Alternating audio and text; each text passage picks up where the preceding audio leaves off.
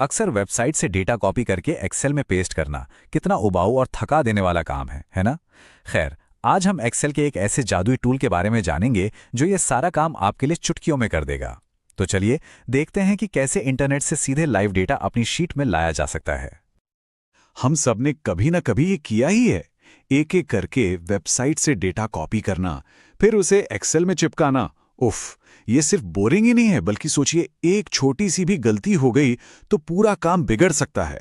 पर क्या हो अगर मैं कहूं कि इसका एक बहुत ही आसान सा उपाय है?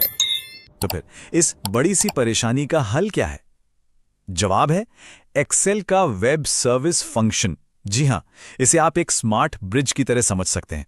एक ऐसा पुल जो इंटरनेट और आपकी स्प्रेडशीट को सीधे सीधे जोड़ देता है और फिर डेटा अपने आप बहकर आपकी शीट तक पहुंच जाता है। तो सवाल यह है कि यह काम करता कैसे है? अरे बहुत ही आसान है। आपको बस वेब सर्विस को एक वेब एड्रेस मतलब एक यूआरएल देना है और बस ये फंक्शन चुपचाप उस वेबसाइट पर जाएगा, वहां से सारी जरूरी जानकारी उठाएगा और सीधा आपकी सेल में लाकर रख देगा। मतलब जरा सोचिए, आपकी स्प्रेडशीट के पास अपना खुद का एक ऑटोमेटिक वेब ब्राउजर आ गया है। और जानते हैं सबसे अच्छी बात क्या है? इसे इस्तेमाल करना सच में बहुत ही ज्यादा आसान है। आपको सिर्फ लिखना है WBSEVERSVICE और ब्रैकेट के अंदर उस वेबसाइट का लिंक डाल देना है जहां से डेटा लाना है। हाँ, सच में बस इतना ही करना है। अच्छा, सिर्फ बातें करने से क्या होगा? चलिए अब इसे असल में करके देखते हैं। एक बहुत ही मजेदार उदाहरण लेते हैं। क्यों ना सीधे नासा से उनकी ताज़ा तरीन खबरें अपनी एक्सेल शीट में लेकर आएं? तो ठीक है, अपनी एक्सेल शीट में हम ये छोटा सा फॉर्मूला डालेंगे। ये जो लिंक है ना, ये नासा के ऑफिशियल न्यूज़ फीड का है।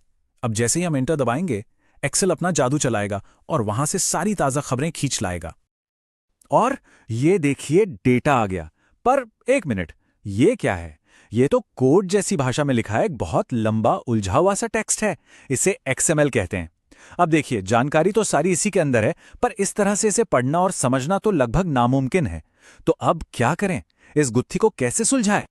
घबराने की बिल्कुल जरूरत नहीं है, क्योंकि एक्सेल के पास इस उलझे हुए डेटा को सुलझाने के लिए भी एक जबरदस्त टूल है और इसका नाम है फिल्टर XML। आप इसे वेब सर्विस का सबसे अच्छा दोस्त मान सकते हैं, जो इस कोड के ढेर को एक सुंदर और साफ सुथरी टेबल में बदल देता है। फिल्टर XML का काम ना एक जासूस की तरह है। ये उस पूरे लंबे कोड यानी XML को ध्यान से पढ़ता है और उसमें से सिर्फ वही जानकारी बाहर निकालता है जो हमें चाहिए। मान लीजिए हमें सिर्फ न्यूज़ का टाइटल चाहिए या सिर्फ उसकी तारीख। ये फंक्शन बिना किसी भटकाव के आपको सीधे काम की चीज तक ले जाता है। तो देखा जाए तो ये पूरा काम बस 2 आसान से स्टेप्स में हो जाता है।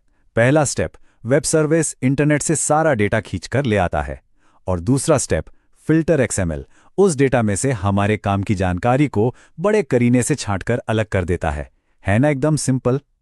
उदाहरण के लिए, अगर हमें सिर्फ न्यूज़ के टाइटल्स चाहिए तो हम ये फॉर्मूला इस्तेमाल करेंगे। अब इसमें जो /item/title लिखा है वो क्या है? ये असल में फिल्टर XML को रास्ता बताने का एक तरीका है। हम उसे बता रहे हैं कि कोड में जाओ, आइटम को ढूंढो और उसके अंदर से टाइटल वाली जानकारी निकाल लाओ। ये एक तरह से उस जानकारी का पता है और नतीजा आपके सामने है। जो चीज पहले कोड का एक उलझा हुआ जाल लग रही थी, अब वो देखिए एक बिल्कुल साफ सुथरी पढ़ने लायक टेबल बन गई है।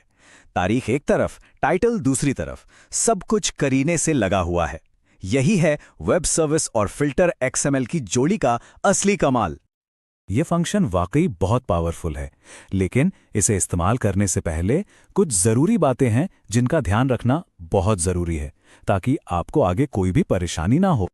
सबसे पहली और सबसे जरूरी बात, ये फंक्शन सिर्फ विंडोज वाले एक्सेल में ही काम करता है, वो भी 2013 या उसके बाद वाले वर्जन में। अगर कोई मैक इस्तेमाल कर रहा है तो दुर्भाग्य से ये फंक्शन वहां नहीं मिलेगा, तो इस बात का ध्यान जरूर रखें। दूसरी जरूरी बात है डेटा की साइज लिमिट। ये फंक्शन जो डेटा लाता है वो 32,767 कैरेक्टर्स से ज्यादा लंबा नहीं होना चाहिए। अगर इससे ज्यादा डेटा हुआ तो ये एक एरर दिखा देगा। वैसे तो ये लिमिट काफी बड़ी है, पर कभी-कभी बहुत ज्यादा डेटा होने पर ये एक रुकावट बन सकती है। और हां, अगर आपको कभी #value error दिखाई दे तो घबराना नहीं है। इसके कुछ आम कारण हो सकते हैं। हो सकता है कि URL ही गलत हो या फिर वो 32,767 कैरेक्टर्स वाली लिमिट पार हो गई हो, ये भी हो सकता है कि आप किसी ऐसे लिंक का इस्तेमाल कर रहे हो जिसे ये सपोर्ट नहीं करता, जैसे कि http/।